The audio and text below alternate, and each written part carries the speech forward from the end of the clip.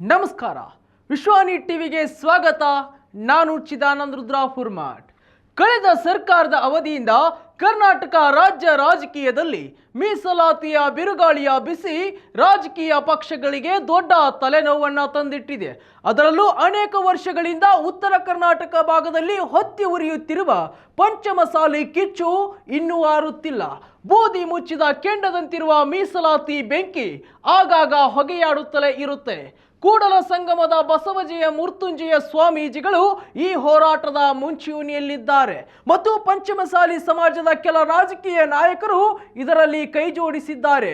ಇದೇ ಚಳಿಗಾಲದ ಅಧಿವೇಶನ ಸಮಯದಂದು ಬೆಳಗಾವಿಯ ವಿಕಾಸಸೌಧಕ್ಕೆ ಮುತ್ತಿಗೆ ಹಾಕುತ್ತೇವೆ ಎಂದಿದ್ದಾರೆ. ಆದರೆ ಈ ಹೋರಾಟಕ್ಕೆ ರಾಜಕೀಯ ಬಣ್ಣ ಬಳಿದುಕೊಂಡಿದೆ. ಎರಡೂ ಪಕ್ಷಗಳ ರಾಜಕೀಯ ನಾಯಕರ ಮಧ್ಯೆ ಕಿತ್ತಾಟ ಜೋರಾಗಿ ನಡೆಯುತ್ತಿದೆ. ಹಾಗಾದ್ರೆ ಪಂಚಮಸಾಲಿ ಕಿಚ್ಚು ಹೇಗಿದೆ? ಸರ್ಕಾರದ ಭರವಸೆ ಏನು?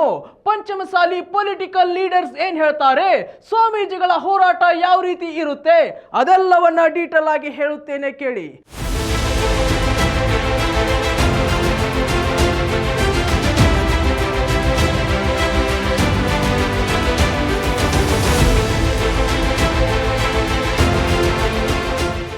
ಹೌದು ವೀಕ್ಷಕರೇ, ಪಂಚಮಸಾಲಿ ಸಮುದಾಯಕ್ಕೆ 2A ಮೀಸಲಾತಿ ಕೊಡಬೇಕು ಎಂದು ಕೂಡಲ ಸಂಗಮದ ಬಸವಜಯ ಮೃತ್ಯುಂಜಯ ಶ್ರೀಗಳು ಅನೇಕ ವರ್ಷಗಳಿಂದ ಬೀದಿಗಿಳಿದು ಹೋರಾಟ ಮಾಡುತ್ತಿದ್ದಾರೆ.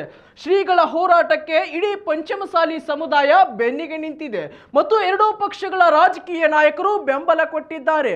ಹಾಗಾಗಿ ಕಳೆದ ಬಿಜೆಪಿಯ ಸರ್ಕಾರದ ಅವಧಿಯಲ್ಲಿ ಬೆಂಗಳೂರು ಚಲೋ ನಡೆಸಿ ದೊಡ್ಡ ಪ್ರಮಾಣದ ಶಕ್ತಿ ಪ್ರದರ್ಶನ ಮಾಡಿತ್ತು ಪಂಚಮಸಾಲಿ ಸಮುದಾಯ.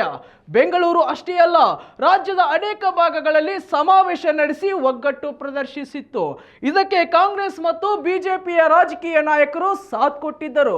ಬಸನಗೌಡ ಪಾಟೀಲ್ ಯತ್ನಾಳ್, ಸಿಸಿ ಪಾಟೀಲ್, ವಿನಯ್ ಕುಲಕರ್ಣಿ, ಶಾಸಕ ವಿಜಯಾನಂದ ಕಾಶಪ್ಪನವರ್, ಲಕ್ಷ್ಮೀ ಹೆಬ್ಬಾಳ್ಕರ್ ಹೀಗೆ ಅನೇಕ ಪಂಚಮಸಾಲಿ ಸಮುದಾಯದ ರಾಜಕೀಯ ನಾಯಕರು ಹೋರಾಟಕ್ಕೆ ಜೈ ಎಂದಿದ್ದರು.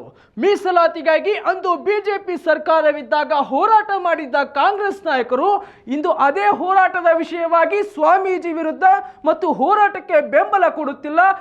ತಮ್ಮಲ್ಲಿ ಅಪಸ್ವರ ಕೇಳಿ ಬರುತ್ತಿದೆ. ಈ ಹಿಂದೆ ಶಾಸಕ ವಿಜಯಾನಂದ ಕಾಶಪ್ಪನವರು ಮುಂಚೂಣಿಯಾಗಿ ನಿಂತು ಸಮುದಾಯದ ಪರ ಹೋರಾಟ ಮಾಡಿದ್ದರು. ಹೋರಾಟದಲ್ಲಿ ಸ್ವಾಮೀಜಿ ಜೊತೆಗೆ ಒಟ್ಟೊಟ್ಟಿಗೆ ಹೆಜ್ಜೆ ಹಾಕಿದ್ದರು. ಆದರೆ ಇದೇ ವಿಜಯಾನಂದ ಕಾಶಪ್ಪನವರು ಇದೀಗ ಹೋರಾಟಕ್ಕೆ ಬರುತ್ತಿಲ್ಲ ಎನ್ನುವುದು ಗೊತ್ತಾಗುತ್ತಿದೆ. ಸ್ವಾಮೀಜಿಗಳನ್ನ ಬಿಟ್ಟು ಬಾಗಲಕೋಟೆಯಲ್ಲಿ ಪಂಚಮಸಾಲಿ ಸಮುದಾಯದ ಕಾರ್ಯಕಾರಿಣಿ ಸಭೆ ನಡೆಸಿದ್ದಾರೆ. ಸ್ವಾಮೀಜಿಯ ಹೋರಾಟದ ಬಗ್ಗೆ ಅಪಸ್ವರ ಎತ್ತಿದ್ದಾರೆ. ಬಸವರಾಜ ಬೊಮ್ಮಾಯಿ ಮುಖ್ಯಮಂತ್ರಿಯಾಗಿದ್ದಾಗ ಬೆಂಗಳೂರಿಗೆ ಬಂದು ಹೋರಾಟ ಮಾಡಿದ್ದ ಕಾಶಪ್ಪನವರು ಈಗ್ಯಾಕೆ ಸ್ವಾಮೀಜಿಗೆ ಬೆಂಬಲ ಕೊಡುತ್ತಿಲ್ಲ?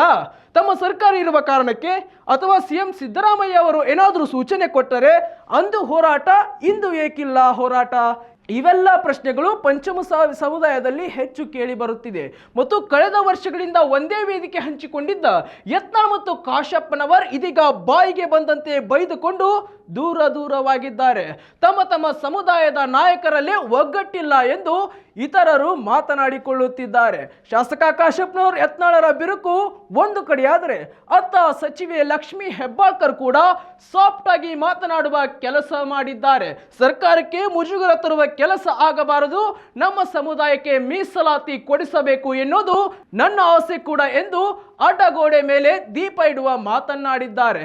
ಇವೆಲ್ಲದರ ಬೆಳವಣಿಗೆಯನ್ನ ಸೂಕ್ಷ್ಮವಾಗಿ ಗಮನಿಸುತ್ತಿರುವ ಸಿಎಂ ಸಿದ್ದರಾಮಯ್ಯ ಮತ್ತು ಸರ್ಕಾರ ಬೆಳಗಾವಿ ಸುವರ್ಣಸೌಧ ಮುತ್ತಿಗೆ ಅಥವಾ ಶ್ರೀಗಳ ಹೋರಾಟ ತಡೆಯಲು ಎಲ್ಲಿಲ್ಲದ ಪ್ರಯತ್ನ ಮಾಡುತ್ತಿದ್ದಾರೆ. ಶಾಸಕ ವಿನಯ್ ಕುಲಕರ್ಣಿಗೆ ಮತ್ತು ಸಚಿವೆ ಲಕ್ಷ್ಮೀ ಹೆಬ್ಬಾಳ್ಕರ್ಗೆ ಸಿಎಂ ಸೂಚನೆ ಕೊಟ್ಟಿದ್ದಾರಂತೆ.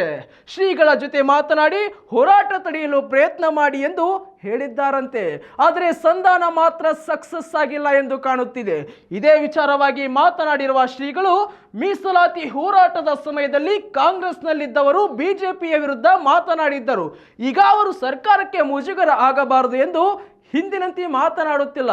ಆದರೆ ಯಾರೇ ಏನೇ ಮಾತನಾಡಿದರೂ ನಮ್ಮ ಹೋರಾಟ ನಿಲ್ಲಿಸುವುದಿಲ್ಲ, ಅವರು ಕೂಡ ನಮ್ಮ ಹೋರಾಟದಲ್ಲಿ ಭಾಗವಹಿಸುತ್ತಾರೆ ಎಂಬ ವಿಶ್ವಾಸವಿದೆ ಎಂದು ಶ್ರೀಗಳು ಹೇಳಿದ್ದಾರೆ.